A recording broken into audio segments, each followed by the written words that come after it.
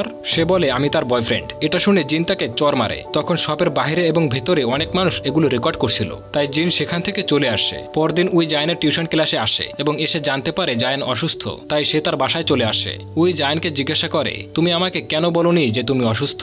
এই অসুস্থ শরীরে তুমি কেন কাজ করছিলে? আর আজ থেকে সুস্থ না হওয়া পর্যন্ত তোমার ছুটি। তারপর সে ইউটিউব দেখে চিকেন স্যুপ রান্না করে এবং বলে, তুমি প্রথম ব্যক্তি যার জন্য আমি রান্না করছি। তখন জায়ান স্যুপটা মুখে দেয়। তার খাওয়া দেখে উই একটু টেস্ট করে আর বুঝতে পারে খাবারটা অনেক জঘন্য হয়েছে। তারপর উই যখন রুম থেকে বাইরে আসে তখন গুহিকে দেখে অনেক রেগে যায়, বলে তোমার বয়ফ্রেন্ডের প্রতি লক্ষ্য রেখো আর সুস্থ হলে তাকে কাজে আসতে বলবে। গুহি তার অ্যাটিটিউড দেখে বলে, নিশ্চয়ই আপনি মিস উই, সে আমার ভাই লাগে।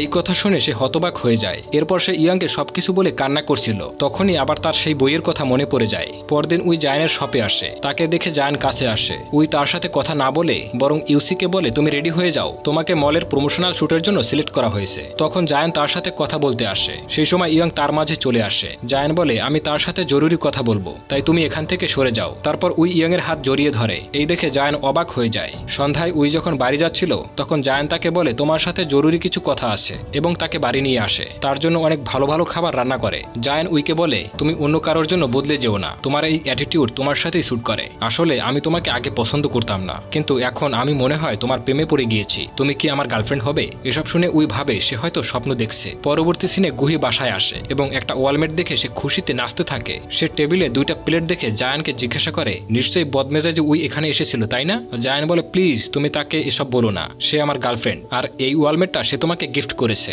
সে রেগে যায় আর বলে, আমি আর এখানে আসবো না, এখন থেকে আমি হোস্টেলে থাকবো। পরদিন তারা শুট করছিল। যখনই তারা স্পটটি ঘুরে দেখতেছিল তখনই তাদের উপর মৌমাছি অ্যাটাক করে বসে। তারা সবাই পালাতে থাকে। জায়ান মুখে আঘাত পায়। উই তাকে যত্ন সহকারে ব্যান্ডেজ করে দেয়। রাতে জায়ান উইয়ের রুমে যেতে চায়, কিন্তু দরজার সামনে এসে নক না করে চলে যাচ্ছিল। তখনই উই চিৎকার দিয়ে এসে দৌড়ে তার কোলে উঠে পড়ে এবং বলে, আমার রুমে ককরোচ রয়েছে। জায়ান তার রুমে গিয়ে ককরোচটিকে মেরে ফেলে। তখন উই জায়ানকে জিজ্ঞাসা করে, তুমি সবকিছু এত সহজে কিভাবে সমাধান করো? তোমার সাথে থাকলে আমার মনে হয় পৃথিবীতে কোনো সমস্যাই নেই। জায়ান বলে, আমি ছোটবেলা থেকে এরকমের ছিলাম না। মা মারা যাওয়ার পর বাবা আমাদেরকে ছেড়ে চলে যায়। সংসারের দায়িত্ব পালন করতে গিয়ে মানুষের সাথে কিভাবে ডিল করতে হয় তা শিখেছি। পরদিন সকালে ইউজি আসে এবং সে বলে সে অসুস্থতার জন্য এই শুটিং সে করতে পারবে না, কারণ সে জেনে গিয়েছে তাদের অ্যাফেয়ার চলছে। তাই তাদের মধ্যে বন্ডিংটা বাড়াতে উইকে বলে বাকি শুটিং যেন সে করে। উই রাজি হয়ে যায়। শুটিং এর সময় ফটোগ্রাফার তাদের ছবি একসাথে তুলছিল না। তখন উই ফটোগ্রাফারের চোখের দিকে তাকিয়ে বুঝতে পারে এ হচ্ছে জিন। জিনকে বলে, তুমি কেন আমার পিছু পিছু লেগে আছো? জিন বলে, আমি তোমার ফিয়ান্স, তুমি আমার সাথে এভাবে কথা বলতে পারো না। উই জিনকে বলে, তুমি আমার ফ্যামিলি ফ্রেন্ড, তাই জন্য তোমার এসব সহ্য করেছি,